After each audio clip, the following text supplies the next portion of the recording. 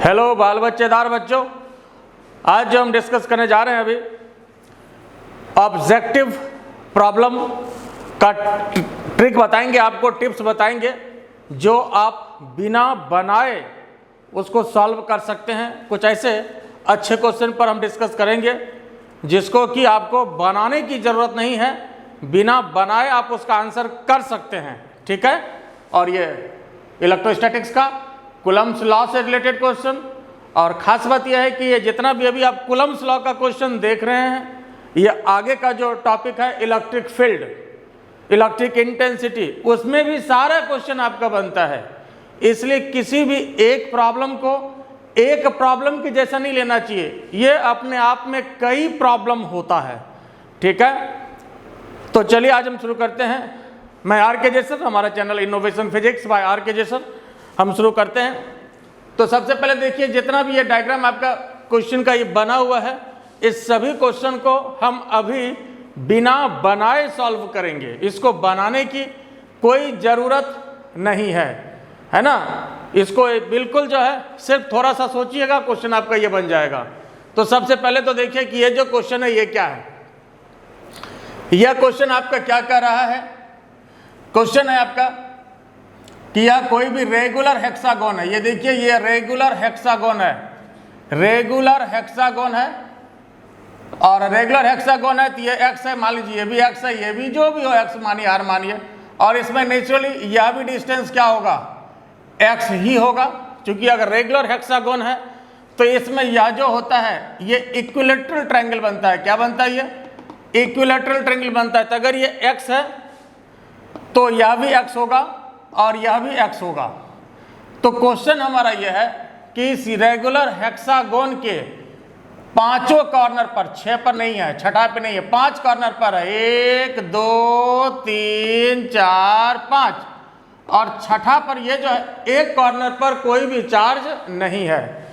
और क्वेश्चन आपसे पूछ रहा है कि इसके सेंटर पर कोई भी चार्ज, मान लीजिए कैपिटल क्यू है, और इस पर कितना फोर्स लगेगा, इस पर कितना फोर्स लगेगा, ये हमारा क्वेश्चन है। तो देखिए, सबसे पहली बात, जैसे इस पर आपको फोर्स निकालना है, तो ऐसे तो आपको लग रहा होगा कि यह जो है बढ़िया क्वेश्चन है, और क्वेश्चन बढ़िया, इसमें कोई शक नहीं है। लग रहा होगा कि आपको समय लगेगा बनाने में, लेकिन जरा ध्यान से देखिए। सबसे पहले इन जनरल आप क्या करते हैं कि जैसे मान लीजिए यहाँ पर आपको फोर्स निकालना है, तो कहीं भी फोर्स निकालने का मतलब होता है कि उस पर रिजल्टेंट फोर्स निकालना। क्या होता है? रिजल्टेंट फोर्स को निकालना कि क्या रिजल्टेंट फोर्स लगेगा। तो आप ये बताइए कि यहाँ पर जैसे कैपिटल क्यू चार्ज है, तो इस क्यू चार्ज के कारण यहाँ पर स्मॉल क्यू है, इसके कारण जो यहाँ पर फोर्स लगेगा किधर लगेगा? ये इधर लगेगा। और इसके कारण जो यहाँ पर फोर्स लगेगा किधर लगेगा? इधर लगेगा। लगेगा ना, इसलिए लगेगा कि यहाँ पर यह भी पॉजिटिव है और यह भी पॉजिटिव है, दोनों में क्या होगा? रिपल्सन होगा। इसमें सभी पॉजिटिव चार्ज है, कहीं कोई निगेटिव चार्ज हमने नहीं दे रखा है, सभी पॉजिटिव चार्ज है। तो इसके कारण इस पर फोर्स इधर लगेगा, इसके कारण इस पर फोर्स इधर लगेगा। मान लीजिए सपोज ये F1 है और ये मान लेते हैं F2 है। फिर ये बताइए कि इसके कारण जो इस पर फोर्स लगेगा वो किधर लगेगा? फिर रिपल्सन होगा। ये किधर जाना चाहेगा? रिपल्सन होगा तो ये इधर जाना चाहेगा। अब इतना तो समझ ही सकते हो, जवान आदमी हो, जब रिपल्सन होता है तो दूर भागना चाहता है, एट्रैक्शन होता है तो उसके तरफ जाना चाहता है, रिपल्सन होता है तो दूर भागना चाहता है, और एट्रैक्शन होता है तो नजदीक जाना चाहता है। तो यहाँ पर ये इधर लगेगा, इसके कारण इस पर फोर्स इधर, मान लेते हैं सपोज इसको F3, और इसके कारण जिस पर फोर्स लगेगा ये किधर लगेगा? किधर लगेगा? तो इधर लगेगा, रिपल्सन होगा। ये मान लेते हैं F4। अब ये बताइए कि इसके कारण जो इस पर फोर्स लगेगा वो किधर लगेगा? किधर लगेगा? फिर रिपल्सन होगा। तो ये किधर जाना चाहेगा? जिसके कारण पूछें, जिस पर पूछें। क्या तरीका बताएं? फोर्स को देखने का तरीका यह है कि हम जिस पर फोर्स पूछें वो बॉडी किधर जाएगा या जाना चाहेगा, ठीक है। जाना चाहे का मतलब हुआ कि उसका जाने का इंटेंशन किधर होगा। जैसे किसी भी बॉडी पर जब हम फोर्स लगाते हैं तो वो मूव कर जाए ये जरूरी नहीं है। तो उसी तरह से इसके कारण, इस चार्ज के कारण ये किधर जाना चाहेगा, ये इधर जाएगा या इधर जाना चाहेगा। तो अब इसको मान लेते हैं सपोज हम F5।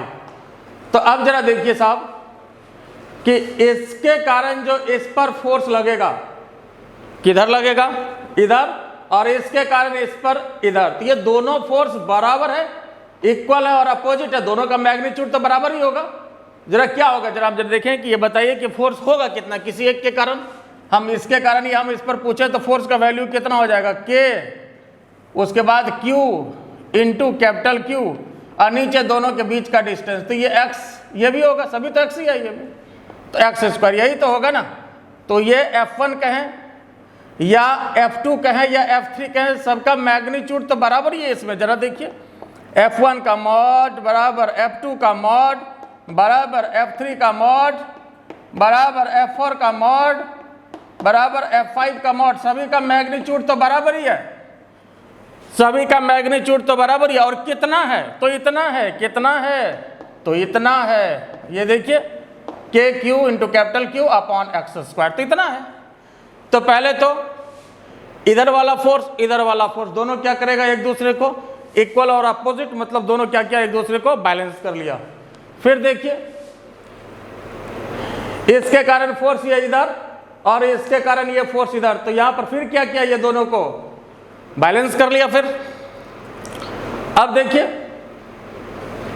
फिर यहां देखिए, तो ये इसको कैंसिल किया, ये इसको कैंसिल किया, तो बच क्या गया साहब, क्या बच गया, क्या बच गया, इसके कारण जो फोर्स लगेगा बस यही रिजल्टेंट हो जाएगा और यही इसका आंसर हो जाएगा। तो F5 ही इसका आंसर होगा।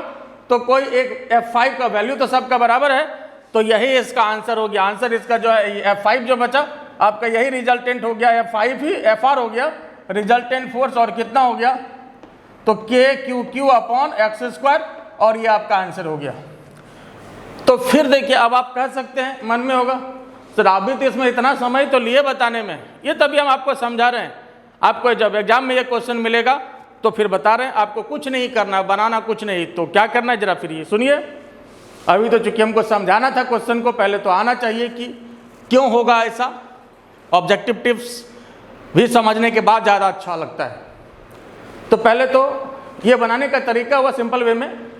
अब देखिए इसका ऑब्जेक्टिव टिप्स ये है कि जैसे यहाँ पर ये हेक्सागोन है, क्या है ये हेक्सागोन है, इसके 5 कॉर्नर पर आपको चार्ज दिया हुआ है, एक कॉर्नर पर नहीं दिया हुआ है।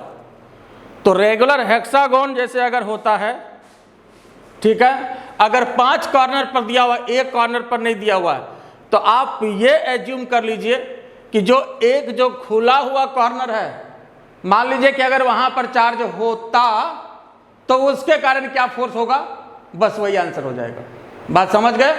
तो जो खुला हुआ छोर है, जो ये जो कॉर्नर है जहां पर चार्ज नहीं है, आप ऐसे समझिए कि वहां पर अगर चार्ज होता तो इसके कारण क्या होता, बस वही आंसर हो जाएगा। तो अब देखिए इसका ऑब्जेक्टिव टिप्स, इसको आपको याद रखना है कि अगर यहां चार्ज होता, हालांकि नहीं है, हमको तो बनाना ऑब्जेक्टिव क्वेश्चन को, मान लेते हैं थोड़ी देर के लिए, तो इसके कारण जो यहां पर चार्ज होता तो यहां पर कितना फोर्स होता, जरा सोचिए तब। तो F इक्वल टू क्या होता साहब, KQ इंटू कैपिटल Q, और नीचे क्या डिस्टेंस, तो सभी बराबर ही है, तो ये x², ये आपका आंसर हो गया। तो बाकी ये सब करने की कहीं कोई आवश्यकता आपको है ही नहीं। ये इसका ऑब्जेक्टिव टिप्स। अब मन में हुआ कि ऐसा क्यों किए, तो शायद अब आपको ये भी समझ में आया होगा कि ऐसा ऑब्जेक्टिव में हम क्यों बताया आपको इस तरह का ट्रिक। इसलिए कि यहाँ पर बाकी जो 4 होता है ना साहब, ये एक दूसरे को कैंसिल कर लेता है। क्या देखें हम लोग, 4 चार्ज जो एक दूसरे को कैंसिल कर लिया, तो बचा कितना, सिर्फ एक ही तो बचा ना। एक ही के कारण यहाँ पर जो फोर्स होगा इस चार्ज पर, वही आपका आंसर हो जाएगा। तो ये बात समझ में आया, उम्मीद है ये बात आपको समझ में आया होगा। और ये जैसे ये रेगुलर हेक्सागोन है, तो ये उसके लिए भी हुआ। फिर जरा देखिए, अब यहां पर अगर ये स्क्वायर है, तो ये पहले आप लोग लिख लीजिए, इसको लिख लिए तो हम इसको मिटा देते हैं। ये समझ गए? एक बार फिर सुन लीजिए। तो जो फ्री कॉर्नर होगा जहां पर चार्ज नहीं है उसी के कारण निकाल लेंगे तो वही जो है फोर्स हो जाएगा। बाकी जो पांचों पर जो उसको देखने की कोई ज़रूरत नहीं है। और अंदर की बात तो समझ में आ गई ना कि दोनों क्या करता है ना साहब, एक दूसरे को कैंसिल कर लेता है। क्लियर? ठीक बात। अब जरा देखिए, इसको हम हटा रहे हैं।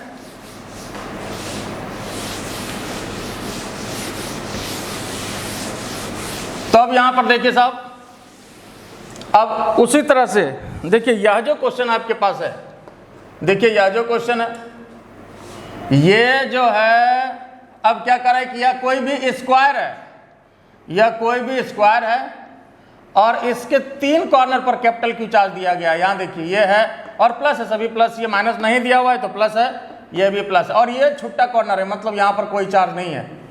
और यहाँ पर जो है चार्ज सेंटर पे स्मॉल क्यू है और ये स्क्वायर है, स्क्वायर का साइड कितना है, एक्स है। तो आपको इस चार्ज पर फोर्स ऑन चार्ज क्यू निकालना है जो कि सेंटर पर रखा हुआ है। Force on the charge small Q जो कि सेंटर पे रखा हुआ है।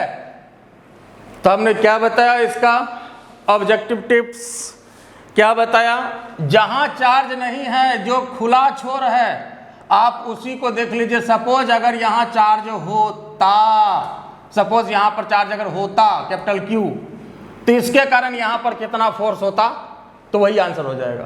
तो अब यहां पर देखिए, जैसे यह जो ये डिस्टेंस कितना होगा आपको, ये x है तो नेचुरली डायगोनल कितना हो जाएगा, x√2 हो जाता है। तो हमको ये डिस्टेंस चाहिए ना साहब, तो ये कितना हो जाएगा, x√2/2, मतलब x/√2 होगा ना, कोई दिक्कत इसमें। x√2/2 मतलब x/√2, ये डिस्टेंस जो है ये मिलेगा। तो हमने क्या कहा कि अगर यहां पर चार्ज होता कैपिटल क्यू तो इसके कारण जो फोर्स होता वही यहां पर आंसर होगा। तो क्या होगा, अगर यहां चार्ज कैपिटल क्यू होता तो फोर्स क्या हो जाएगा साहब, F = K, यहां अगर चार्ज होता कैपिटल क्यू इंटू क्यू, दोनों के बीच कूलम्ब्स लॉ लगा दीजिए, इंटू क्यू और नीचे यहां से यहां तक के बीच का डिस्टेंस का स्क्वायर, तो कितना, x/√2 और इसका होल स्क्वायर। तो k q ये ऊपर चला जाएगा 2/x² और यही आपका आंसर हो गया। बाकी k के बदले आप जब चाहें तो k = 1/4πε0, अगर आंसर में ये हो तो दे सकते हैं, नहीं तो k के टर्म में आंसर भी होता है। तो ये आपका आंसर हो गया। बोलिए क्या इसमें समय लगेगा बनाने में? और फिर आपको इसके पीछे अंदर की बात क्या हुई ये उम्मीद है समझ में आया होगा। जिसको नहीं आया है एक बार हम उस अंदर की बात को फिर समझा देते हैं। तब इसमें बात क्या हुई कि वास्तव में इसके कारण जो फोर्स होगा इस चार्ज पर किधर लगेगा, इधर लगेगा। मान लेते हैं ये F1 है, रिपल्सन होगा, चूंकि सभी पॉजिटिव है, हम कोई निगेटिव नहीं ले रहे हैं, सभी अगर सिमिलर चार्ज होना चाहिए, ये बात को ध्यान में रखना है। फिर अगर इसके कारण इस पर फोर्स की बात करें तो ये किधर होगा, ये F2 इधर होगा, ठीक है, ये F1 इधर है, ये F2 इधर है, और दोनों का मैग्नीट्यूड क्या है, बराबर। तो ये दोनों एक दूसरे को क्या करेगा, कैंसिल कर लेगा। तो बच किया गया इसके कारण जो यहां पर फोर्स होगा, बस यही तो रिजल्टेंट फोर्स होगा। इसके कारण यहां जो फोर्स होगा तो यही रिजल्टेंट फोर्स होगा, इसलिए आपका फिर फाइनली यही आंसर हो गया। F1 F2 का मैग्नीट्यूड बराबर हो गया, ये दोनों एक दूसरे को कैंसिल कर लिया। बात समझ में आया? तो यहाँ भी क्या निकाले हम लोग, रिजल्टेंट फोर्स निकाले, और यहाँ पर भी बनाने की कोई ज़रूरत नहीं। एक बार फिर सुनिए, हमने कहा जो कॉर्नर छूटा हुआ है जहाँ पर चार्ज नहीं दिया उसके कारण निकाल लीजिए, बस वही आंसर हो जाएगा। ठीक है, तो चलिए उम्मीद है ये भी समझ में आ गया होगा। चलिए अगर आ गया तो अब हम इस डायग्राम को भी हम मिटा देते हैं। ये समझ गए, कोई दिक्कत इसमें? अब यहां देखिए,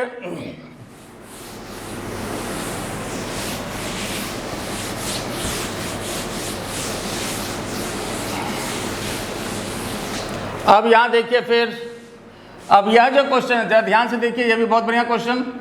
अब यह जो क्वेश्चन है, यह कोई भी रिंग है लेकिन ये पूरा रिंग नहीं है, यहां पर ये कटा हुआ है। चार्ज यहां पर यूनिफॉर्मली डिस्ट्रीब्यूटेड है और लेमडा जो दिया गया है ये लीनियर चार्ज डेंसिटी है। चार्ज डेंसिटी हमने डिस्कस किया था, देखिए उसका एप्लीकेशन आ गया इस क्वेश्चन में।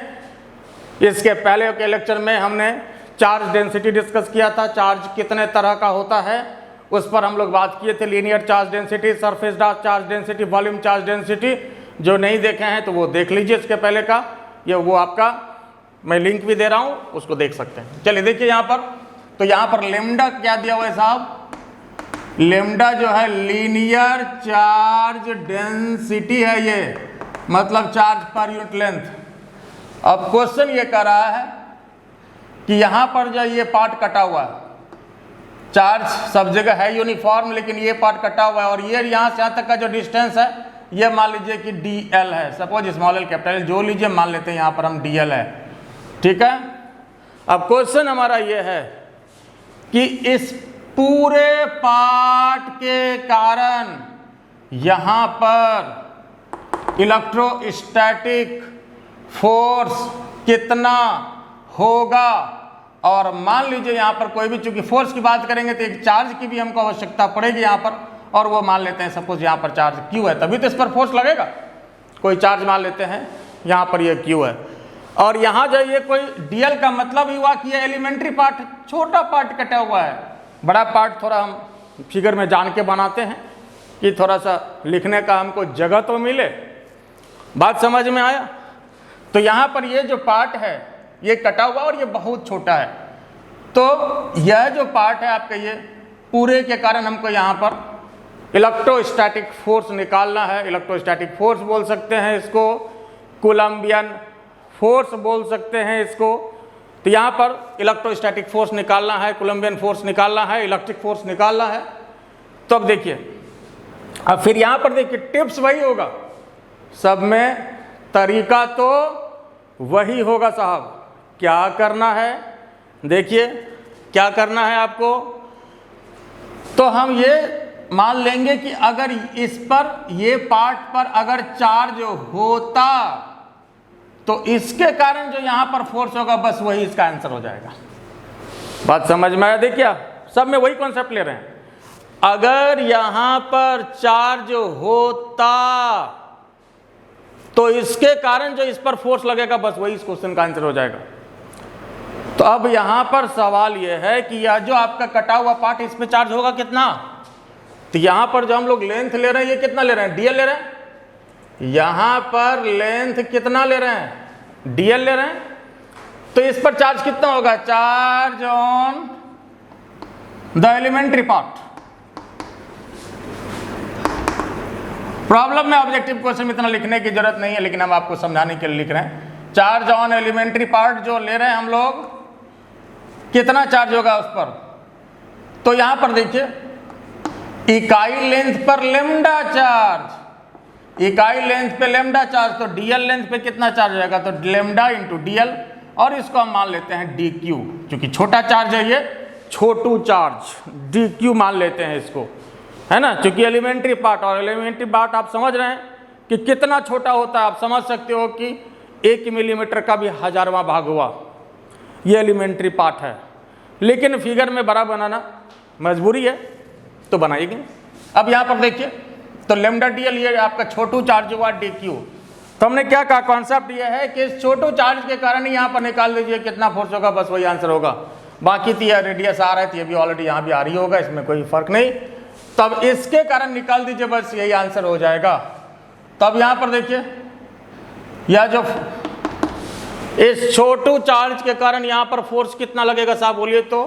फॉर्मूला फिर K इंटू Q1 Q2, तो ये तो आपका स्मॉल q है, और इस पर छोटू चार्ज पे फोर्स कितना, ये छोटू चार्ज है कितना, dq है। तो Q1 Q2 का मतलब एक q और दूसरा कितना हो गया यहाँ पे, dq हो गया, और नीचे डिस्टेंस स्क्वायर r स्क्वायर। तो kq और dq के स्थान पर लेमडा dl बैठा दीजिए अपॉन r स्क्वायर। ये आपका और यही आपका आंसर हो गया। ये question already S C Verma में भी आपको दिया हुआ है, ये क्वेश्चन एस सी वर्मा में भी आपको मिलेगा। ये शायद 36-37 नंबर का क्वेश्चन ऐसे कुछ होगा, ये क्वेश्चन आपको दिया हुआ है। तो कंसेप्ट यहाँ भी वही हमने लिया कि जो पार्ट पर चार्ज नहीं है, जो छूटा हुआ पार्ट है, उसी को समझ लीजिए कि उस पर अगर चार्ज होता तो उसके कारण इस पर कितना फोर्स लगता है, तो वही आंसर हो जाएगा। अब फिर आपके मन में हो सकता है कि ऐसा क्यों लिए, तो इसके पीछे अंदर की बात क्या है? इसके पीछे अंदर की बात यह है कि इसके सामने, मान लीजिए इसके सामने, जैसे ये कटा हुआ पार्ट है ना, इसके सामने एक बराबर हिस्सा ले लीजिए इधर यहाँ, तो इसी के कारण यहाँ पर जो फोर्स बनेगा वही आंसर होगा। इसलिए कि यह जो पार्ट है, ये देखिए पार्ट और ये पार्ट, ये दोनों क्या करेगा, एक दूसरे को कैंसिल कर लेगा। क्योंकि इसके कारण अगर फोर्स इधर लगेगा तो इसके कारण फोर्स इधर, तो ये इधर, तो ये इधर, है ना। फिर इधर वाला पार्ट के कारण ये इधर, इधर वाले पार्ट के कारण इधर, तो ये वाला पार्ट के कारण और ये वाले पार्ट के कारण रिजल्टेंट जो है दोनों का कैंसिल हो जाएगा। तो ये जो बच गया ये वाला पार्ट, इसी के कारण आंसर होगा। इसलिए हमने कहा कि इसके सामने ये खुला छोर है, इसी के कारण मान लीजिए, और यही आपका आंसर हो जाएगा। बात समझ में आ गया होगा उम्मीद है, ठीक है। तो और कोई भी दिक्कत हो तो निश्चित रूप से कमेंट में आप बोलें, फिर हो सकता है अगले दिन फिर हम उसको, जो कभी जब लाइव क्लास में, उसको हम डिस्कस कर देंगे, ठीक है। तो यहाँ देखिए ये क्लियर हो गया पहले। अब फिर देखिए इसमें जो एक और बढ़िया क्वेश्चन बनता है कि यह कोई भी, मान लीजिए इसको फिगर हम इधर बना देते हैं, ये उम्मीद लिख लिया आप लोग। तो चलिए अब हम इसको हटा देते हैं, ये हो गया लिखा हुआ, ये समझ गए। तो चलिए ठीक है, इसको भी मैं मिटा देता हूं। अब जरा ध्यान दीजिए, देखिए ये जो क्वेश्चन है, ये हमारा क्वेश्चन था कि जैसे मान लीजिए कोई भी रिंग है, फिगर हम यहां बना देते हैं, कोई भी रिंग है, चार्ज इस तरह से यूनिफॉर्मली दिया हुआ है, तो रिंग के सेंटर पर, रिंग के सेंटर पर कितना फोर्स लगेगा, और यहां पर कोई भी चार्ज दे दिया जाए, और यहां पर कोई भी चार्ज कैपिटल क्यू दे करके यूनिफॉर्मली हम डिस्ट्रीब्यूटेड कर दें, या linear charge density lambda Q दिया जाए, लीनियर चार्ज डेंसिटी का टर्म अगर दे दिया जाए। हालांकि इसमें ये सारा चीज की कोई जरूरत नहीं है, इसका आंसर 0 आएगा। कोई भी चार्ज रिंग के कारण सेंटर पर जो इलेक्ट्रोस्टैटिक फोर्स होगा, सेंटर पर कोई भी चार्ज दे दीजिए, स्मॉल क्यू दीजिए। अब यहां पर देखो, तो इसके पीछे कारण क्या है कि यहां पर जो चार्ज है, इसके कारण फोर्स किधर, इधर। फिर यहां पर जो चार्ज है, इसको किधर फोर्स लगाएगा, इधर, है ना। इसको, ये चार्ज इसको इधर रिपेल करेगा, ये इसको इधर ठेल देगा। फिर ये चार्ज क्या करेगा, इसको इधर रिपेल करेगा, इधर वाला चार्ज इसको इधर रिपेल करेगा। फिर ये चार्ज क्या कहेगा, चल जा उधर। फिर वो क्या कहेगा, चल जा इधर। फिर इधर वाला चार्ज क्या कहेगा, चल इधर जा। फिर इधर क्या कहेगा, आओ स्वागत है तुम्हारा, ऐसा बोलेगा, नहीं बोलेगा। तो क्या बोलेगा, कहेगा चल उधर जा। तो मिला जुला करके अब इस चार्ज का मन ठंडा हो जाएगा, और ये चुपचाप जहां पर है ये अस्थिर हो जाएगा। तो इसको याद भी रखिएगा कि कोई भी चार्ज रिंग के सेंटर पर जो इलेक्ट्रोस्टैटिक फोर्स होता है, जो भी चार्ज यहाँ पर रखा हुआ हो, कोई भी चार्ज हो, इससे कोई लेना देना नहीं। जब आंसर ही 0 हो गया तो इस चार्ज से हमको मतलब क्या रहा। तो इसका आंसर कितना हो गया साहब, लड्डू। इस चार्ज से कोई लेना देना नहीं रहा। तो अब ध्यान देने की बात यह है, देखिए पहले तो ये समझ गए, और जितना भी क्वेश्चन ये आपको हम बता रहे हैं, ये सारा क्वेश्चन इवन कूलम्स लॉ का आगे जब हम इलेक्ट्रिक फील्ड डिस्कस करेंगे, इलेक्ट्रिक इंटेंसिटी डिस्कस करेंगे, तो ये सभी क्वेश्चन आपका इंटेंसिटी में भी बनता है। जैसे यहाँ पर हमने फोर्स पूछा, यहाँ पर इंटेंसिटी भी पूछ सकते हैं, सेम चीज़ है एकदम 100%, कहीं कोई परिवर्तन नहीं। तो इंटेंसिटी में भी ये सारा क्वेश्चन बनता है, लेकिन थोड़ा सा फर्क होता है। क्या फर्क होता है वो हम आगे टॉपिक में बात करेंगे, अभी बात करना ज़्यादा उचित नहीं है, लेकिन सेम क्वेश्चन है 100% कहिए तो, है ना। क्या फर्क होता है उस पर हम बात करेंगे, लेकिन इसलिए हमने कहा कि कोई भी अगर आप एक क्वेश्चन पढ़ते हैं, कोई टॉपिक पढ़ते हैं, तो ये मत समझिए कि वो एक क्वेश्चन आप बना रहे हैं, आप ये समझिए कि वो एक साथ कई क्वेश्चन है, एक साथ वो सैकड़ों क्वेश्चन है। और खुद यही बात इलेक्ट्रोस्टैटिक का क्वेश्चन बनाते हैं, इलेक्ट्रिक फील्ड जो आ गया उसका भी क्वेश्चन बनेगा, ग्रेविटेशन का भी क्वेश्चन बनेगा, मैग्नेट का भी क्वेश्चन बनेगा, मैग्नेटिज्म का क्वेश्चन बनेगा, वेक्टर का क्वेश्चन बनेगा, और कई टॉपिक ऐसा है पूरे फिजिक्स में जहां पर कि 100% सिमिलर क्वेश्चन है। तो एक साथ सैकड़ों प्रॉब्लम आप बनाते हैं, एक नहीं बल्कि समझिए कि एक साथ आप सैकड़ों प्रॉब्लम बनाते हैं। ये सोच करके उस पर अटेम्प्ट लेना है, ऐसे फिजिक्स को पढ़ना है। इस तरीके से आप पढ़िएगा तो फिजिक्स आसान लगेगा। फिर देखिए हम ये लिख लिए पहले, तो ये याद भी रखिएगा, इस बात को हम स्टार मार्किंग में भी लिख देते हैं कि electrostatic force on the charge placed at the centre of uniformly charged ring will be 0। चाहे यहाँ पर जो चार्ज आप दे दीजिए, जब 0 ही हो गया तो इससे कोई लेना देना नहीं, आप यहाँ पर कोई भी चार्ज दीजिए और यहाँ भी कोई भी चार्ज दीजिए, इसलिए आंसर इसका 0 आ रहा है, तो ये उससे कोई फर्क नहीं पड़ेगा। तो याद रखिएगा कोई भी यूनिफॉर्मली चार्ज्ड रिंग है तो इसके कारण जो सेंटर पर होगा इलेक्ट्रोस्टैटिक फोर्स 0 होगा, और इंटेंसिटी भी 0 ही होता है। आगे इंटेंसिटी में बात करेंगे, लेकिन इंटेंसिटी भी 0 होता है। ठीक है, देखिए पहले ये समझ गए। फिर देखिए इसी में एक और अच्छे क्वेश्चन पर हम बात कर रहे हैं, जो कि क्वेश्चन भी, हालांकि जितना हमने क्वेश्चन डिस्कस किया सभी जो है आपका अच्छे कॉम्पिटिटिव एग्जाम में आया हुआ क्वेश्चन है। और एक क्वेश्चन पर जो अभी फिर डिस्कस करने जा रहे हैं, ये भी आईआईटी में आया हुआ क्वेश्चन है। क्वेश्चन क्या है ये समझ लीजिए, लिखने में समय लगेगा इसलिए समझने में बहुत कम समय में समझ सकते हैं। क्वेश्चन ये था कि कोई भी यह जो है पॉलीगॉन है जिसमें कि 20 साइड है, कोई पॉलीगॉन है जिसमें कि 20 साइड है। कितना साइड है? 20 साइड है, और सभी पर चार्ज दे दिया गया है Q। 19 साइड पे दिया गया है, एक छोड़ के। कितना साइड पे दिया गया? 19 साइड पे दिया गया है, एक साइड छोड़ दिया गया इसका। बाकी जो 20 साइड है 19 साइड पर दिया गया, और यहाँ पर भी कोई चार्ज दे दिया गया, मान लीजिए कैपिटल Q। और यहाँ पर जो इलेक्ट्रोस्टैटिक फोर्स क्या होगा ये आपको निकालना है। इलेक्ट्रोस्टैटिक फोर्स कहाँ निकालना है साहब? इस पॉइंट पर निकालना है, सेंटर पे। ठीक है, और 19 साइड पर चार्ज दिया गया है, और कुछ भी मान लीजिए डिस्टेंस सपोज आपको दिया हुआ है x। तब इसका आप आंसर बता सकते हो, क्या इसमें बनाना है या बिना बनाए होगा? क्या बनाना होगा?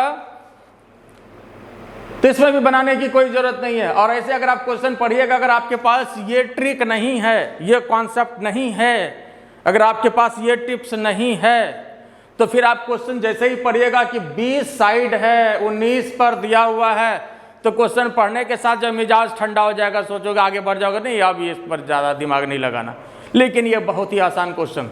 तो 20 साइड में 19 साइड पर चार्ज दिया गया है और एक पर नहीं दिया गया है, तो इसका ट्रिक हम क्या बताएं आपको कि किसी जो भी आपका खुला हुआ कॉर्नर है जहां पर चार्ज नहीं दिया हुआ है, आप वहीं पर चार्ज मान लीजिए थोड़ी देर के लिए कि यहाँ पर चार्ज Q है, और इसके कारण जो यहाँ पर फोर्स लगेगा, बस ये इसका आंसर हो जाएगा।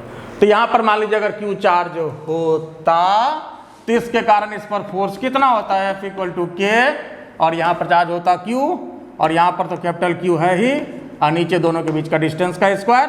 तो ये आपका आंसर हो गया, बस यही आंसर हो गया। अब इच्छा हो तो K का मान आप रखिए, ना रखिए, वो ऑप्शन में होगा तब तो रखिएगा, नहीं होगा तो क्या जरूरत है इसकी। ठीक है, तो यही आपका आंसर हो गया। तो बोलिए क्या समय लगा बनाने में? देखिए अभी जो हम बात कर रहे हैं ऑब्जेक्टिव ट्रिक पर प्रॉब्लम के इलेक्ट्रोस्टैटिक्स के, आइए एक और क्वेश्चन पर हम बात करें। क्वेश्चन हमारा यह है कि जैसे मान लीजिए सबसे पहले कि यह कोई भी बॉडी है जिसमें कि 8 माइक्रोकूलम का चार्ज है, 8 माइक्रोकूलम, और यहाँ पर जो चार्ज है -4 माइक्रोकूलम का चार्ज है। यहाँ पर कितना है? -4 माइक्रोकूलम। क्वेश्चन ये कर रहा है कि इस दोनों बॉडी को टच करा दिया फिर हटा दिया, या तो टच करा दीजिए, या क्वेश्चन कह सकता है कि कोई भी सपोज वायर से कनेक्ट करा दीजिए, या तो टच करा दीजिए या वायर से कनेक्ट करा दीजिए। तो टच करा करके फिर हटा दिया गया। देखिए सबसे पहले तो ये 8 माइक्रोकूलम है, यहाँ पर -4 माइक्रोकूलम है। तो जैसे ही जब हम टच कराएंगे, टच करा के दोनों को हटाएंगे, और ये दोनों बॉडी आइडेंटिकल है। कैसा हुआ? आइडेंटिकल बॉडी है। तो कंजर्वेशन ऑफ चार्ज के हिसाब से चार्ज तो टोटल बराबर ही होगा, क्योंकि कांटेक्ट के पहले कितना था? देखिए 8 और -4, 8 + -4 कितना हो गया? 8 + -4 मतलब कितना हो गया? 4 माइक्रोकूलम का।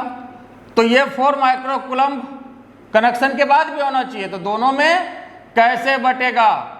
2 माइक्रोकूलम यहाँ पे और 2 माइक्रोकूलम इस पर बटेगा। चूंकि आइडेंटिकल बॉडी है तो चार्ज जो है बराबर बराबर बटेगा, और यही तो कंजर्वेशन ऑफ चार्ज है। यही तो कंजर्वेशन ऑफ चार्ज है। फिर समझिए एक बार, यहाँ पर 8 माइक्रोकूलम है, -4 माइक्रोकूलम है, तो दोनों मिला करके कितना हो गया? 8 + -4 तो 4 माइक्रोकूलम हुआ। और जब टच कराएंगे दोनों को तो चार्ज का जो है ट्रांसफर होगा, और आइडेंटिकल बॉडी है तो बराबर बराबर बटेगा। तो यहाँ 2 माइक्रोकूलम और यहाँ भी कितना हो जाएगा? 2 माइक्रोकूलम। तो अब यहाँ पर देखिए, यह जो है ये आपका बिफोर कनेक्शन है, ये आपका बिफोर कॉन्टैक्ट है या बिफोर कनेक्शन कहिए, और यह जो है यह आफ्टर कॉन्टैक्ट है। तो क्वेश्चन इसमें पूछ रहा है कि इस दोनों के बीच कूलम्बियन फोर्स का या इलेक्ट्रोस्टैटिक फोर्स का रेशियो क्या होगा। मतलब आपको जो निकालना है F1 और F2 का रेशियो निकालना है। क्या निकालना है?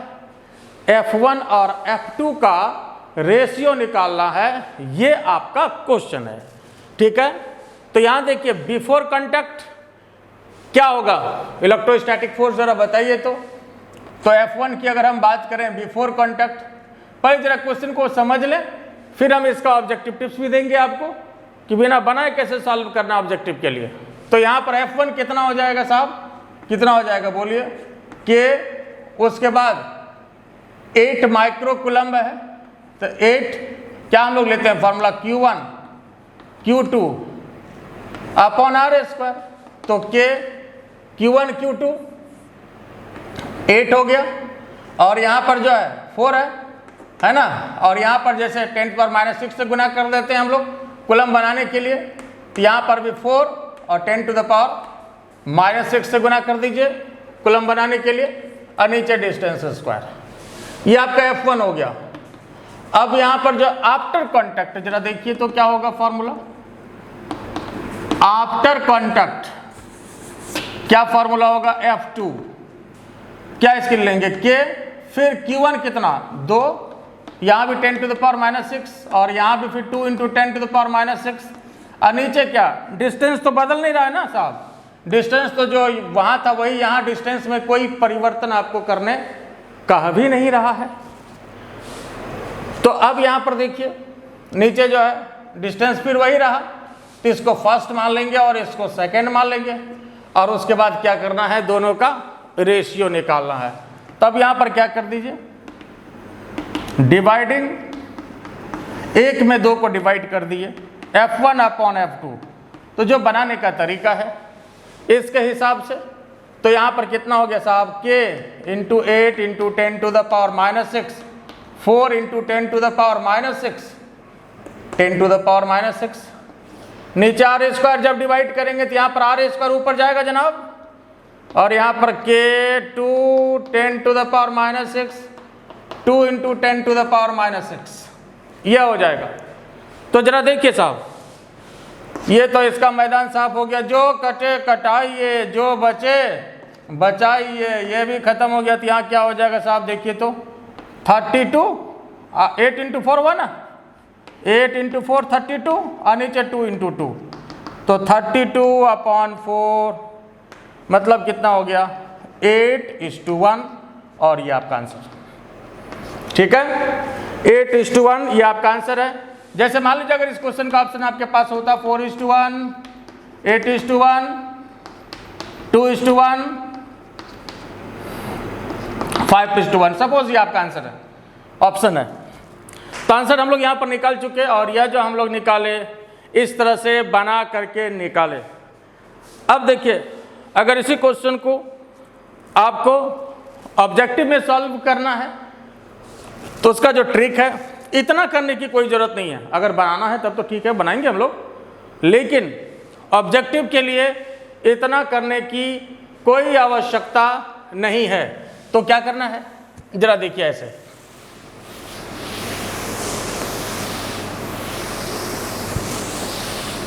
जरा इसको समझिए।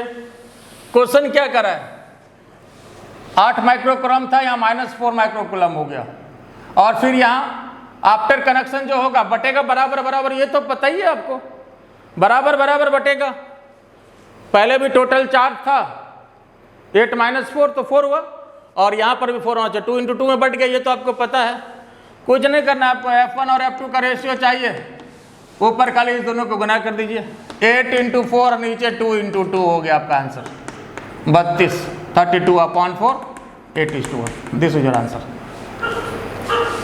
तो इसमें इतना करने की जरूरत नहीं, कोई जरूरत नहीं उसको कुलम में बनाने की, कोई जरूरत नहीं है फॉर्मूला लिख के डिवाइड करने की, क्योंकि बाकी तो सारा फैक्टर कटेगा। तो सीधा इसको गुना करिए और नीचे जो है 2 इंटू 2 कर दीजिए, आपका आंसर मिल गया। इतना करने की ऑब्जेक्टिव में कोई ज़रूरत नहीं है, वो तो हम लोग जब बनाते हैं और कुछ समझाने के लिए हम लोग को गुरुजी की कुछ मजबूरी होती है, जिसके कारण हम थोड़ा सा स्टेप लंबा भी करते हैं ताकि आपको अच्छे से समझ में आए। लेकिन अगर ऑब्जेक्टिव क्वेश्चन आपको सॉल्व करना है तो फिर उसके लिए थोड़ा सा ये सब आपको ट्रिक अपनाना होगा, और हर टॉपिक में आपको हम बीच बीच में इस तरह का ट्रिक जो है वो हर एक टॉपिक के लिए देते जाएंगे।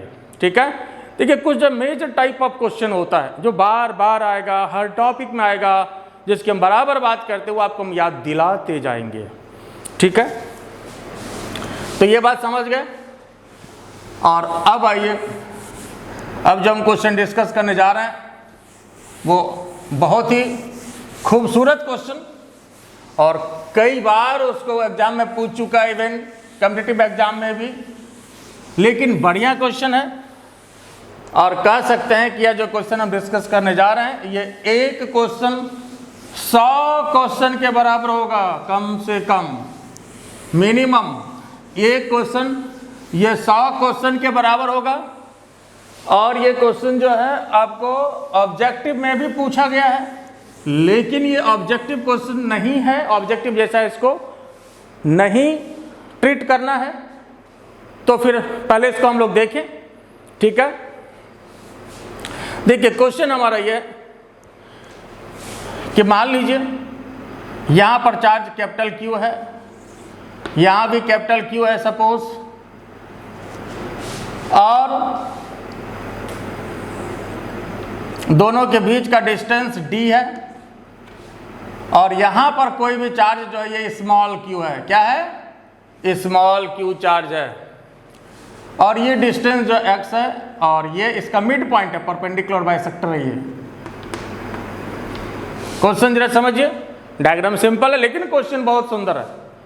हमने कहा ही ये क्वेश्चन 100 क्वेश्चन के बराबर है। कैसे है उसको देखेंगे, पहले तो समझे इसको हम लोग।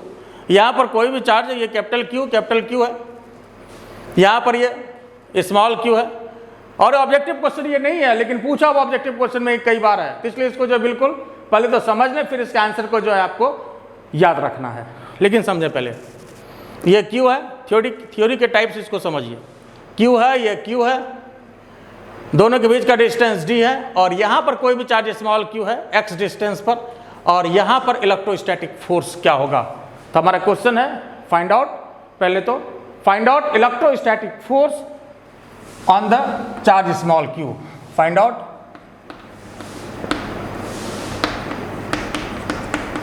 Electrostatic force on the charge small Q पर कितना। अब बाकी कहाँ रखा गया ये आप देख ही रहे हैं, डिस्टेंस एक्स है, ये सारे टर्म में आपको निकालना है। तो सबसे पहले कहीं भी इस चार्ज पर आपको क्या निकालना है, इलेक्ट्रोस्टैटिक फोर्स, मतलब रिजल्टेंट फोर्स निकालना है। क्या निकालना है? रिजल्टेंट फोर्स निकालना है। तो ये बताइए कि इसके कारण जो इस पर फोर्स लगेगा वो किधर लगेगा? इस चार्ज के कारण यहां पर फोर्स किधर लगेगा? रिपल्सन होगा, इधर लगेगा, क्योंकि इसमें हम कोई भी नेगेटिव चार्ज नहीं ले रहे हैं, ये भी पॉजिटिव, ये पॉजिटिव, सब पॉजिटिव। तो इसके कारण जो ये चार्ज है किधर जाएगा या किधर जाना चाहेगा? इधर जाएगा, बिल्कुल ठीक। फिर बताइए कि इसके कारण ये जो चार्ज है ये किधर जाना चाहेगा? फिर रिपल्सन है ना, रिपल्सन लगेगा। आपको पता है, इतना तो समझते ही हो तुम लोग, जवान आदमी हो। ये पॉजिटिव है, ये पॉजिटिव, तो इसके कारण इस पर फोर्स किधर? ऊपर। इसके कारण इस पर फोर्स किधर? ये भी इधर है ना, रिपल्सन होगा। कोई दिक्कत इसमें? तो इधर मान लें हम ये F1 लग रहा है और इसको हम मान लें F2 लग रहा है, ठीक है। अच्छा ये बताओ, F1 और F2 का magnitude according to common sense बराबर होना चाहिए कि नहीं होना चाहिए? F1 और F2 का जो मैग्नीट्यूड है बराबर होना चाहिए, बिल्कुल होना चाहिए, होगा ही। इसलिए कि जैसे मान लो सिंपल, अगर हम F1 की बात करें, अब आप देखें कि F1 कैसे निकालेंगे हम लोग। F1 कैसे निकालेंगे? F1 जो होगा इसका मैग्नीट्यूड पहले तो निकालेंगे हम। देखो यहाँ, तो ये डिस्टेंस कितना होगा साहब? d/2, ये x, तो ये कितना होगा? d²/4 और प्लस कितना? x²। ये होगा या नहीं? बिल्कुल ठीक होगा। अब ये बता साहब, ये एंगल थीटा, ये एंगल भी कितना? थीटा होगा। तो फिर अब तो ये एंगल कितना हो जाएगा? थीटा, थीटा 2 थीटा हो गया ना ये साहब। तो देखिए, तो अब यहाँ पर जो है पहले ये बताओ कि इस F1 का जो वैल्यू होगा क्या लेंगे? ये चार्ज और इस चार्ज के बीच का फोर्स, तो K into capital Q into small q, और नीचे इस दोनों के बीच का डिस्टेंस का स्क्वायर, तो d²/4 प्लस x²। ये डिस्टेंस है, रूट है, लेकिन रूट भी होगा और स्क्वायर भी, तो इतना ही हो जाएगा। रूट भी देंगे और स्क्वायर भी होगा, तो इतना ही हो जाएगा, ये है ना। तो ये समझ गए। अब F2 भी तो इतना ही होगा। देखिए दोनों का मैग्नीट्यूड तो देखने ही से लग रहा है कि बराबर होगा। F2 भी तो इतना ही होगा, ये भी Q, बाकी सब कुछ तो वही है ना, K d²/4 प्लस x²। तो साहब ये बात ध्यान देने वाली अब ये है कि F1 और F2 का मैग्नीट्यूड तो बराबर होगा, और होना भी चाहिए, देखने से लग रहा है। F1 और F2 का मैग्नीट्यूड क्या होगा साहब? बराबर होगा, बिल्कुल ठीक। अब हमको रिजल्टेंट फोर्स चाहिए। तब यहाँ पर सिंपल क्या हो गया? पहले तो क्या आपके पास दो फोर्स है, F1 है, F2 है, दोनों के बीच का एंगल 2 थीटा है, रिजल्टेंट फोर्स चाहिए। तो ये क्वेश्चन हम लोग वेक्टर में भी बनाए हुए हैं, कई जगह पे बनाए हुए हैं, आगे अब जितना बनाए उसका दुगना भी बनाएंगे। पूरे हम 12 के टॉपिक में, इलेक्ट्रोस्टैट में, करंट में, मैग्नेटिज्म में कई बार मिलेगा, ठीक है, कई बार मिलेगा। इवन जो इलेक्ट्रिक फील्ड में जैसे ही बनाएंगे, तो इलेक्ट्रिक फील्ड में एक थ्योरी भी है, वहाँ डायपोल स्टडी करेंगे तो सेम 100% सिमिलर आपका थ्योरी है, ये सब कुछ वही रहेगा, देखेंगे हम जाके आगे। तो यहाँ पर अब क्या हो गया कि F1 है, F2 है, दोनों का रिजल्टेंट निकालना है। वेक्टर का क्वेश्चन हो गया सिंपली। तो क्या तरीका होगा रिजल्टेंट फोर्स का साहब? बोलिए तो। Resultant force on small q, क्या तरीका होगा? क्या लेते हैं हम लोग? Resultant force root under F1 का स्क्वायर, सबका ये मैग्नीट्यूड है, मैग्नीट्यूड ले रहे हैं, F2 स्क्वायर 2F1 F2, और cos, दोनों के बीच का एंगल, दोनों के बीच का एंगल कितना है? 2 थीटा है। Point of mistake, angle theta मत लेना साहब, यहाँ पर दोनों के बीच का एंगल कितना है? 2 थीटा है। दोनों के बीच का एंगल कितना है साहब? 2 थीटा है। पॉइंट ऑफ मिस्टेक ध्यान रखना है। तो यहाँ पर जो है अब मैग्नीट्यूड तो दोनों का बराबर है साहब, मैग्नीट्यूड बराबर, कोई एक मान लें, चलिए F1 मान लेते हैं। F1 square plus F1 square 2F1 और उसके बाद cos 2 थीटा। बोलते चलिए आप लोग भी मेरे साथ। तो ये 2F1 स्क्वायर cos 2 थीटा। तो साहब 2F1 square 1 plus cos 2 theta. अब ये बोलो साहब 1 प्लस cos 2 थीटा क्या होता है? 2 क्या होता है? 1 plus cos 2 theta 2 cos square theta. याद रखिएगा ये ट्रिग्नोमेट्री का फॉर्मूला है ना। 1 plus cos 2 theta 2 cos square theta, और यहाँ माइनस होता 1 माइनस cos 2 थीटा तो होता 2 sin स्क्वायर थीटा। और कई जगह इसका यूज होता है, हमेशा याद रखिएगा। तो पहले तो ये कितना हो जाएगा? 2F1 स्क्वायर और 2 cos स्क्वायर थीटा। तो साहब रिजल्टेंट फोर्स कितना हो गया इधर देखिए। तो अब हम इसको इधर लिख रहे हैं, एक बार इधर देखिए। तो ये कितना हो जाएगा? अब तो यहाँ देखो 2 अंदर में 4 है तो 2 रूट के बाहर हो गया। F1 स्क्वायर है, ये भी रूट के बाहर तो F1 हो गया। cos स्क्वायर थीटा है, रूट के बाहर ये हो गया तो cos थीटा। तो पहले तो ये तो मेरा आ गया FR, लेकिन अभी ये आंसर नहीं हुआ साहब।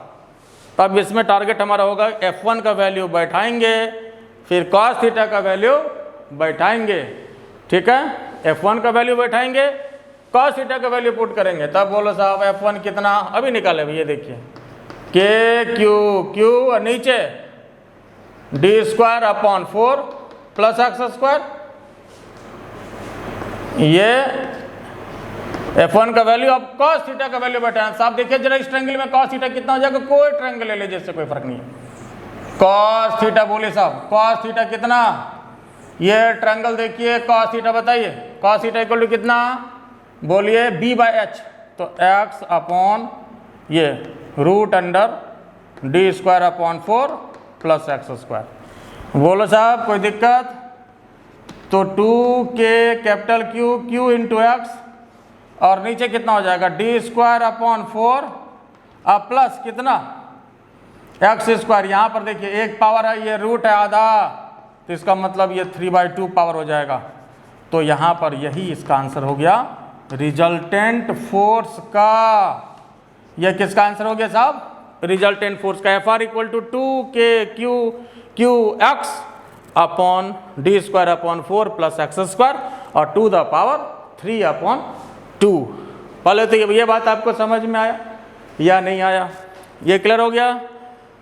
तो ये आपका आंसर हो गया। एक बार हम इसको ऊपर लिख रहे हैं, फिर इसको देखिए, ये समझ गए? तो यहां पर देखिए, और अभी ऐसा नहीं, ये एक क्वेश्चन खत्म हुआ, इसमें कई क्वेश्चन है। ये अगर आप लिख लिए तो ऊपर हम थोड़ा मिटा देते हैं, फिर इसमें आपका क्वेश्चन बनेगा। एक बार हम यहाँ पर जो है FR के लिए आपके पास तो ये हो गया 2K Q x capital Q small q और नीचे D स्क्वायर अपॉन 4 और प्लस एक्स स्क्वायर। उसके बाद यहाँ पर पावर 3/2। ये आपका FR हो गया। और इसमें एक क्वेश्चन आपका ये बना, इसमें कोई आपत्ति नहीं। अब यहाँ देखिए, ये आप लोग लिख लिए, इसको मिटा दें। ये हो गया सबका। तो ये अगर हो गया तो फिर हम इसमें देखिए जो क्वेश्चन डिस्कस कर रहे हैं, अब इसमें जो एक बहुत ही अच्छा क्वेश्चन बनता है इन द अबव क्वेश्चन, इसी क्वेश्चन में, इसलिए हमने कहा कि इसमें कई क्वेश्चन एक साथ शामिल है। इन द अबव क्वेश्चन हमारा ये बनता है कि चार्ज जो है कहां पर प्लेस किया जाए तो फोर्स जो है वो मैक्सिमम होगा। चार्ज कहां पर प्लेस किया जाए ताकि फोर्स जो है मैक्सिमम होगा। अब ये मेरा इसमें क्वेश्चन बनता है, और यह भी जो है बहुत बढ़िया क्वेश्चन है कि चार्ज को कहां पर प्लेस किया जाए ताकि फोर्स क्या होगा? मैक्सिमम होगा। तो अब जरा देखिए हम लोग पहले इसको जरा अकॉर्डिंग टू कॉमन सेंस सोचिए, तो क्या ऐसा कोई पॉइंट हो सकता है कि कहां पर फोर्स मैक्सिमम होगा?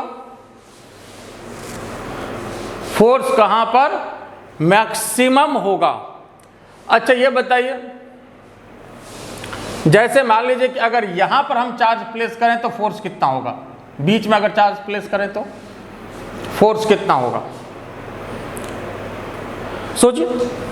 जैसे देखिए एक डायग्राम हम दे रहे हैं नीचे, अगर हम बीच में चार्ज यहां पर हम प्लेस कर दें, स्मॉल क्यू को उठा करके हम यहां करते हैं, कैपिटल क्यू है, कैपिटल क्यू है। अब ये बताओ साहब, यहां पर इस पर जो फोर्स लगेगा इसके कारण किधर, इधर, इसके कारण जिस पर फोर्स लगेगा वो किधर, इधर। पहले इस पर आप सोचिए कि यहां पर अगर हम चार्ज रख दें तो फोर्स क्या हो जाएगा, 0 हो जाएगा। तो अब यहां पर क्वेश्चन आपसे मैक्सिमम का पूछा, मिनिमम का नहीं पूछा।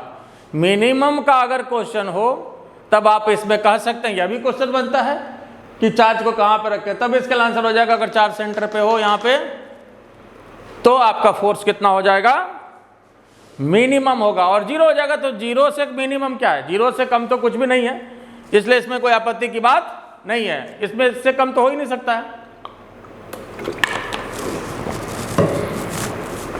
ये बात समझ गए, तो इससे कम नहीं होगा। अब ये बताइए साहब आप कि मिनिमम क्यों पूछा, ये बात तो समझ गए। यहां पर जो है फोर्स मैक्सिमम आपसे पूछ रहा है, मिनिमम नहीं। मिनिमम अगर पूछेगा तो फिर आंसर आपका दिया हो जाएगा और ये आसान क्वेश्चन हो जाएगा। तब इस क्वेश्चन में हम ये दे रहे हैं कि where charge Q in the above question, in the above question where charge q should be placed so that force will be maximum। क्या होना चाहिए साहब, फोर्स मैक्सिमम होना चाहिए। चार्ज को कहां पर प्लेस किया जाए ताकि फोर्स क्या होना चाहिए, मैक्सिमम। ये आपका क्वेश्चन अब आपका बन रहा है इसमें, अब क्वेश्चन में, इसी में। मिनिमम क्यों नहीं पूछा, समझ गए, तो इसके लिए तो यहां पर हम प्लेस कर देंगे तो इसका आंसर आपका बन जाएगा। तो अब हमको क्या करना पड़ेगा साहब, मैक्सिमम के लिए पहले तो अकॉर्डिंग टू कॉमन सेंस जरा यहां सोचिए, तो क्या ऐसा कुछ एक्स का वैल्यू रख सकते हैं क्या ताकि मैक्सिमम फोर्स आ जाए, ऐसा कुछ रख सकते हैं क्या ताकि मैक्सिमम की बात हो सके। तो साहब अकॉर्डिंग टू कॉमन सेंस लगाइए, अगर कॉमन सेंस लग रहा हो तो लगाइए। मान लो मन में हो सकता है कि अच्छा करते हैं, ऐसा करते हैं कि एक्स का वैल्यू हम इन्फिनिटी रख देते हैं क्योंकि हमको मैक्सिमम चाहिए, रख दीजिए एक्स का वैल्यू अगर हम इन्फिनिटी रख दें तो नीचे भी तो एक्स है ना, तो ऊपर भी इन्फिनिटी हो गया फिर नीचे भी इन्फिनिटी हो गया, तो फिर तो मामला गड़बड़ हो गया। फिर इन्फिनिटी रखने से तो नहीं होगा। अगर 0 रख दें एक्स का वैल्यू तो 0 रखने के बाद तो फिर फोर्स 0 हो गया, उसका आंसर तो मिनिमम के लिए हो गया, वो हमने पहले डिस्कस कर दिया। इसलिए आपसे, आप होशियार बच्चे हैं तो अच्छे एग्जाम में मिनिमम तो नहीं पूछेगा, सिंपल एग्जाम में मिनिमम पूछ सकता है। ये बहुत अच्छा क्वेश्चन है कि मैक्सिमम आपका कहां पर होगा। तब इसमें देखिए सबसे पहले तो हम ये देखें कि इसमें कॉमन सेंस काम नहीं कर रहा है, कॉमन सेंस काम नहीं कर रहा है। तो अब जहां पर कॉमन सेंस काम नहीं करे तो वहां पर अब आपके पास एक बहुत ही बढ़िया कॉन्सेप्ट मैक्सिमा मिनिमा का, कैलकुलस का कॉन्सेप्ट लगाना है। कौन सा, मैक्सिमा मिनिमा का। तो क्या करना पड़ेगा साहब, इसको डिफरेंशिएट करके 0 करना पड़ेगा for maximum force, maximum force. हालांकि क्वेश्चन में चाहे मैक्सिमम हो या मिनिमम हो, यहां मिनिमम के लिए क्वेश्चन नहीं बनेगा, मैक्सिमम के लिए बनेगा। तो जहां पर जो सिचुएशन होता है वो एक ही को सेटिस्फाई करता है। तो यहां जो है मैक्सिमम फोर्स की जब हम बात करेंगे तो इसका तरीका ये होता है, और जब कॉमन सेंस काम नहीं करे तो ऐसे स्थिति में इसको डिफरेंशिएट करके 0 किया जाता है। ये मैक्सिमा मिनिमा का कंसेप्ट। और इसमें कौन सा टर्म जो है वेरिएबल है जिसके रेस्पेक्ट में आप डिफरेंशिएट करिएगा, जरा सोच के बताइए तो कि कौन सा टर्म वेरिएबल है जिसके रेस्पेक्ट में आपको डिफरेंशिएट करना है। तो वो टर्म आपके पास है एक्स। तो इसको डिफ्रेंशिएट करके जीरो करेंगे, एफ लिखिए एफ आर लिखिए, एक ही बात है साहब। तो यहाँ पर D D x upon 2k/q/x नीचे डी स्क्वायर अपॉन 4 अब प्लस एक्स स्क्वायर पावर 3/2, तो इसको डिफ्रेंशिएट करके जीरो करना है साहब। तब ऐसा करते हैं, इसमें आपको पता है कांस्टेंट टर्म को बाहर निकालते हैं, 2 बाहर, k बाहर, q बाहर, q बाहर, बच क्या गया, ऊपर बचा x और नीचे बचा इतना। ऐसा करते हैं इस टर्म को भी हम ऊपर लेते चले जाते हैं, तो डी स्क्वायर अपॉन 4 अब प्लस एक्स स्क्वायर ऊपर ले जाएंगे तो -3/2। तब क्या करना है, इसको डिफ्रेंशिएट करके जीरो करना है। और इसको जैसे इधर जीरो करेंगे ना, ये वाला सारा टर्म तो उधर चला जाएगा। तो जरा देखिए, तो फिर नीचे लिख रहे हैं इसको हम, तो D D x D square upon 4 plus x square differentiate करके क्या करना है, इसको जीरो करना है। तो अब कहा जाए तो इसमें फिजिक्स तो नहीं, अब मैथमेटिक्स है, इसको डिफ्रेंशिएट करके जीरो करिए, फिर आपको हो जाएगा। और हम इसको करते हैं, पहले इसको यहाँ तक लिख लीजिए, उसके बाद हम इसको डिफ्रेंशिएट करके जीरो करते हैं और फिर हम आंसर निकालते हैं। पहले इसको यहाँ तक लिख लिया जाए। तो आइए अब क्या करना है, इसको डिफ्रेंशिएट करके जीरो करना है। और ये तो हम तो गरीब आदमी हैं, ये तो वास्तव में अब मैथ वाले का काम है। तो चलिए आइए जरा देख लें हम लोग भी। तो क्या करना है, इसको डिफ्रेंशिएट करके जीरो करना है। तो तरीका क्या होता है साहब, डिफ्रेंशिएशन का u इंटू वी फॉर्म में इसको डिफ्रेंशिएट कर दिए, इसको u मानेंगे और इसको v मानेंगे। तो u इंटू वी फॉर्म जो डिफ्रेंशिएशन का है, तो क्या तरीका, x को हम कांस्टेंट रखते हैं और डिफ्रेंशिएट करेंगे किसको, कितना है आपके पास, डी स्क्वायर अपॉन 4 अब प्लस एक्स स्क्वायर पर पावर कितना, -3/2। तो यहाँ पर जो x को कांस्टेंट रखा और इसको डिफ्रेंशिएट करेंगे, प्लस फिर जो है D square upon 4 plus x square पर पावर कितना, -3/2। अब इसको हमको कांस्टेंट रखना है, इसको कुछ नहीं करना है और डिफ्रेंशिएट करेंगे किसको, x को, बराबर जीरो तो उधर रहेगा ही, उधर जीरो कर दीजिए। ऐसा क्यों किए, आपको पता है डिफ्रेंशिएशन का जो रूल है, इस फॉर्मूले को भी हम नीचे लिख देते हैं, D D x u into V form में है, u को कांस्टेंट रखा, x को डिफ्रेंशिएट किया, x के रेस्पेक्ट में u कांस्टेंट, v डिफ्रेंशिएट, फिर v कांस्टेंट, u को डिफ्रेंशिएट। ये कैलकुलस का फॉर्मूला होता है, ये आपको पता है। तब आइए यहाँ, तो यहाँ पर x को कांस्टेंट रखेंगे और डिफ्रेंशिएट करेंगे किसको, तो जरा देखिए साहब, D square upon 4 plus x square, ये जो -3/2 है, तो इसको अब डिफ्रेंशिएट करके क्या करते हैं हम लोग, एक्स एन जैसे होता है, तो एन एक्स एन -1, तो पहले n, तो यहाँ पर x अपने जगह पर रहने दीजिए और यहाँ लगा दिया n, -3/2 n x n -1, तो -3/2 -1, तो -5/2 हो जाएगा ये।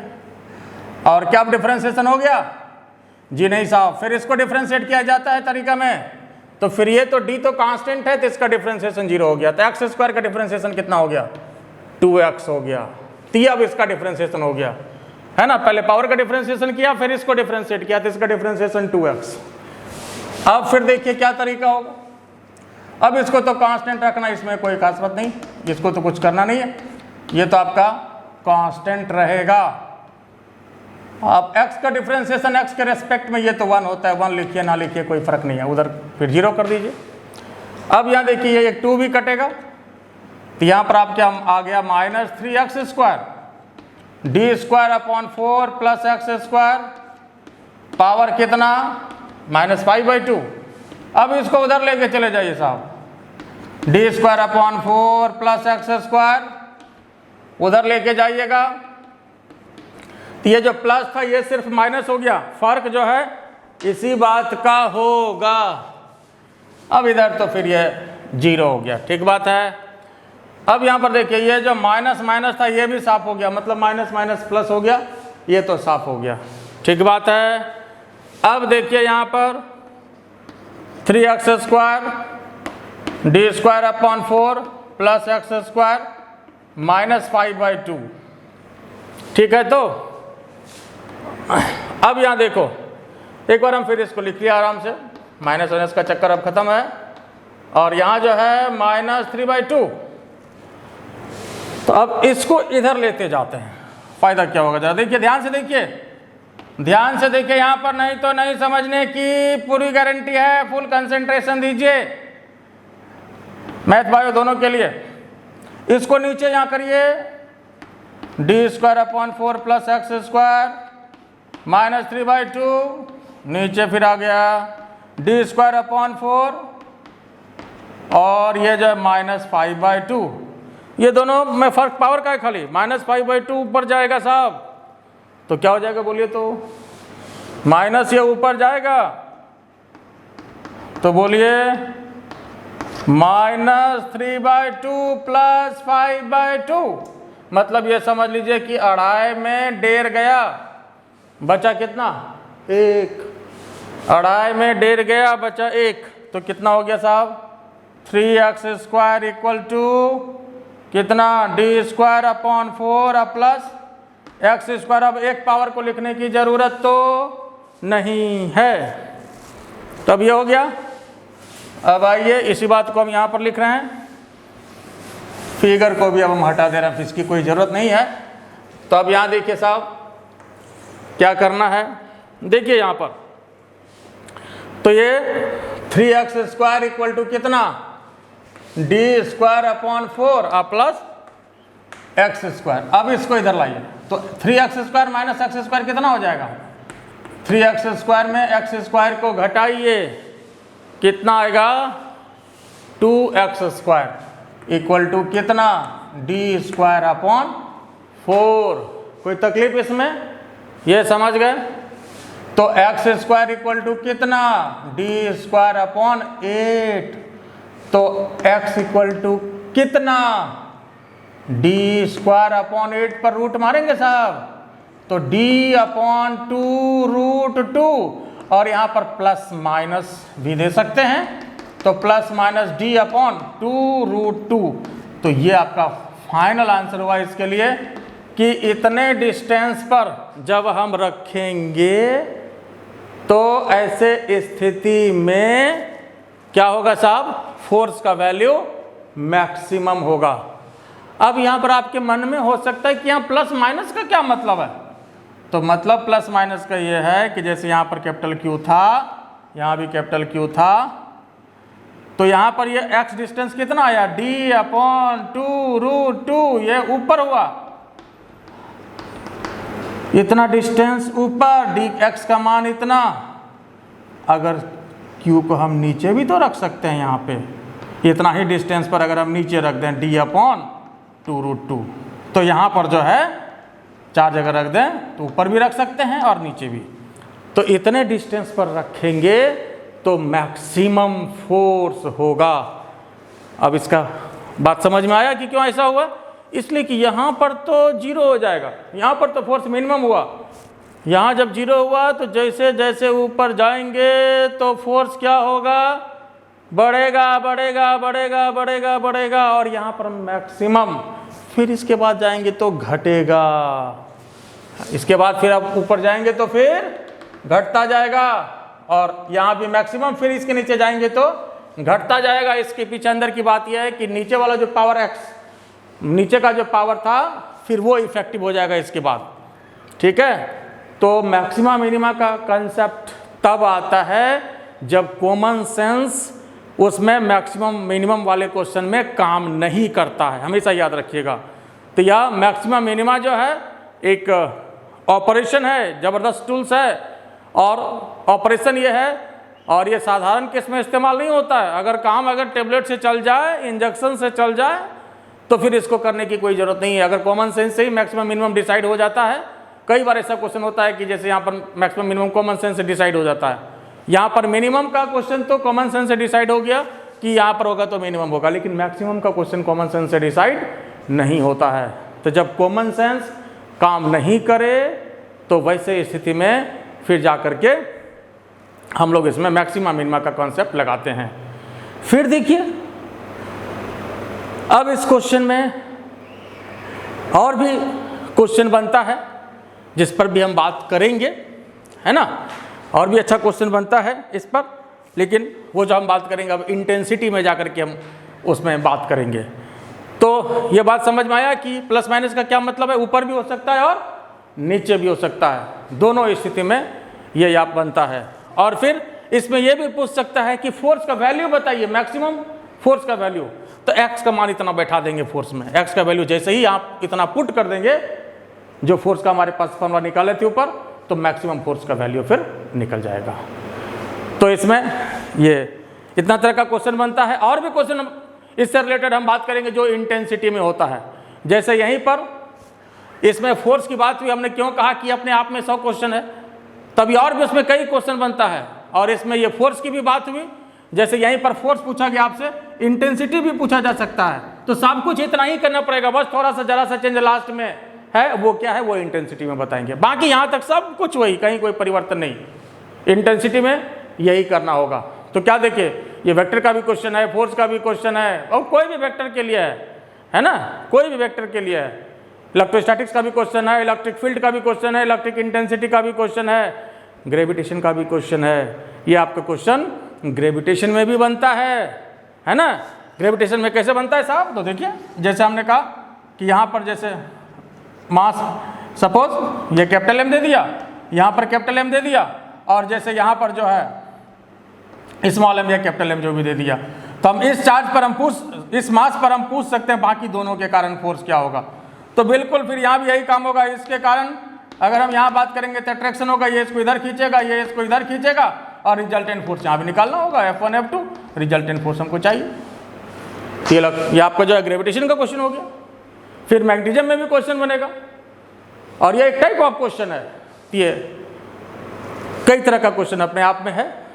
तो इसके बाद आगे हम और भी डिस्कस करेंगे, और बढ़िया क्वेश्चन से रिलेटेड ऑब्जेक्टिव टिप्स हम देंगे और भी। तो आज इस लेक्चर में इतना ही। Thank you for watching this video. अच्छा लगे तो लाइक करिएगा, सब्सक्राइब करिएगा, दोस्तों को भी शेयर करिएगा, आपको इस तरह का वीडियो मिलता रहेगा। Thank you very much. हमारा channel innovation physics by RK ji sir. Thank you.